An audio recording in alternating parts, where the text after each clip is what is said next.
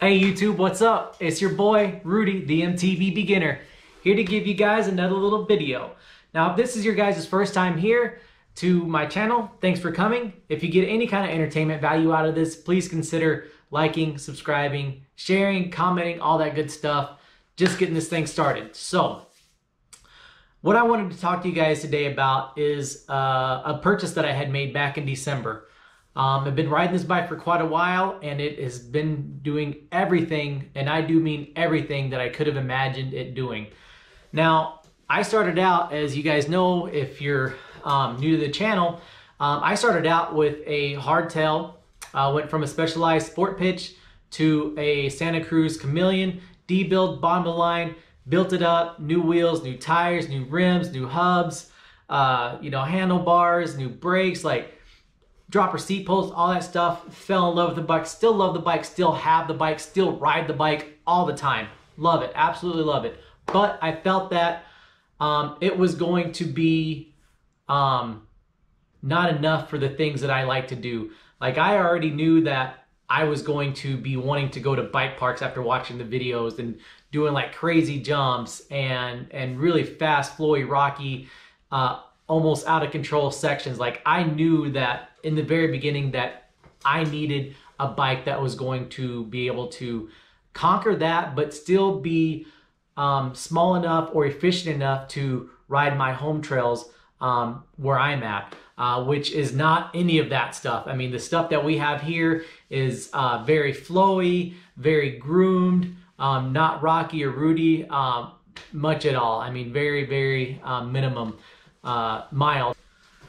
So I started doing some research. I knew that the Tallboy 4, even though, you know, the new Tallboy 4, it's a 29er, and it was going to have, I think it was like 130 mils of travel. I knew that I was still going to need more travel, and I didn't want it in a 29er. I like the 27.5 plus, and that's as big as I want to go. So I knew that I wanted to stay with 27.5 plus. So that meant that if I was going to stick with Santa Cruz, the high tower was out, the mega tower was out. That left the Nomad. The Nomad to me seemed like it was too much travel for, you know, still wanting to be able to ride the bikes stuff around here, which left me with the Bronson. And that's ultimately what I decided on was the Bronson. I ended up purchasing a Bronson XL1 build, CC frame, like not quite top of the line, but darn near top of the line. And that bike has been amazing, right? So I didn't just buy it, I was able to demo it. I took a, I want to say quick, but it wasn't quick. I took a ride across the state, which is about 5 hours. Spent about 2.5 hours on a bike on trails that I have never ridden before on this bike after setting it up. And I knew after the first climb that I liked the bike. I knew after the first descent that this was the bike that I was going to take home. 2.5 hours later, I went back up to the shop where I demoed the bike. I didn't even take the bike off of my truck or off of the my hitch. I left the bike on there. I went into the shop. I said, okay, let's make a deal. This bike is coming home. So I brought it home. And whenever I was able to find a nice day, because this was this is at the end of December, and the weather was decent, but it wasn't really nice enough to ride that kind of a bike in snowy, cold, wintry conditions. On the other side of the state, 5 hours away, it wasn't quite like that. So I really had to wait until like early, before I could really have fun on this bike. I really had to wait until like late March to really start riding the bike. And I absolutely love it. The bike does everything around here that my Chameleon can. Not quite as fast as the Chameleon, but you know, the Chameleon's got, you know, being a hardtail, it's a little bit more efficient. It's got a little bit faster tires on it. The Bronson's got, you know, kind of a all mountain bigger tires, DHF front, DHR rear. But it's still a blast to ride here because I can still pop and jump off of everything. It just feels like a slightly bigger 5010, old 5010 on the trails, and I absolutely love the bike. And if you guys want, right now we're gonna just take a quick look at it, go over through some of the things that I really, really like about it, some things that I changed, and yeah, let's do that real quick. So here it is. This is my Bronson. I absolutely love this bike. First thing that I did was clean off everything really good. And you can see I got the all mountain style protector. I get compliments like every time I take this thing out, somebody stops me and talks to me about my bike. They dig it. They really like it, which I like. You know, it gives me a feel proud moment about it. Other than that, I did change out the handlebar stem. I went with the Anvil. That is a 32 mil stem. It was able to make the bike a lot faster on the turns. Like it was a lot more twitchier before with the 50 mil stem. It kind of felt slow and kind of truck driverish. It worked well, but I changed it, and not only that, so whenever this comes back, so does your position on your whole position on the bike. So now you get to move closer to the back of the seat and hang off of it a little bit better, which actually makes it a little bit easier for me to manual. I also changed the handlebars. I went with the 1UPS brand handlebars. I absolutely love these.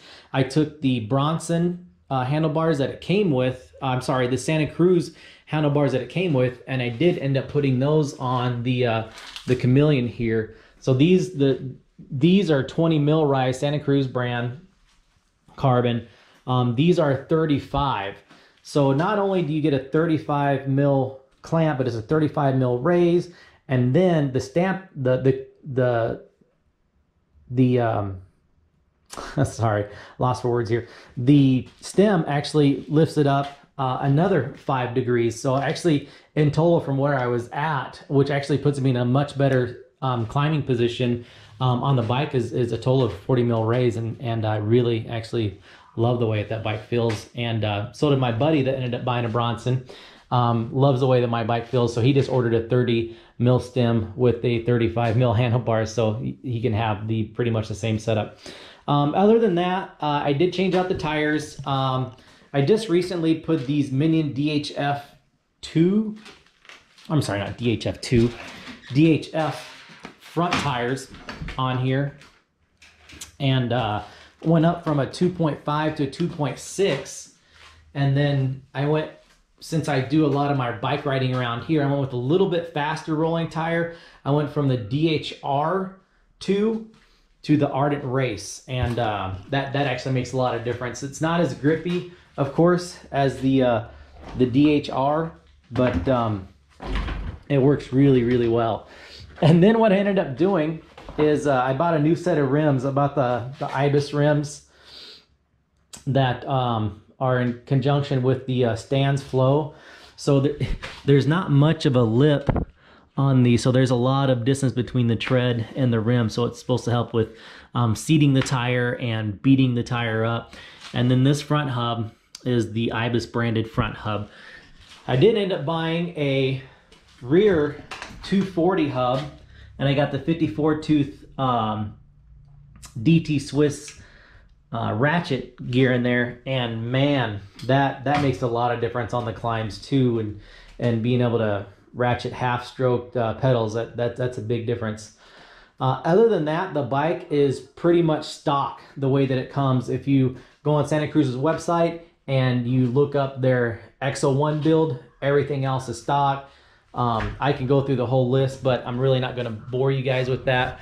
But the reason that I decided to go with the Bronson, like I said, it climbs really well going uphill, going the downhill. It is night and day difference. I love this bike. I cannot wait to take this bike out on many trips, which I already have. I actually been through quite a few mountain bike trips with this. I've been to 2 mountain bike parks already with this bike. My first one was at Spider Mountain. If you didn't get a chance to check out that video, I got that video. I'll pop it somewhere up here or around here, so you guys can click on that real quick. Go check out that video. That bike park is absolutely amazing. We just got back last weekend from Little Swiss out in Wisconsin. That was a very cool bike park. man, the jump lines on that Jammer is an awesome flow jump trail. Can't wait to go back to get that. But the Bronson so far has handled everything I've thrown at it.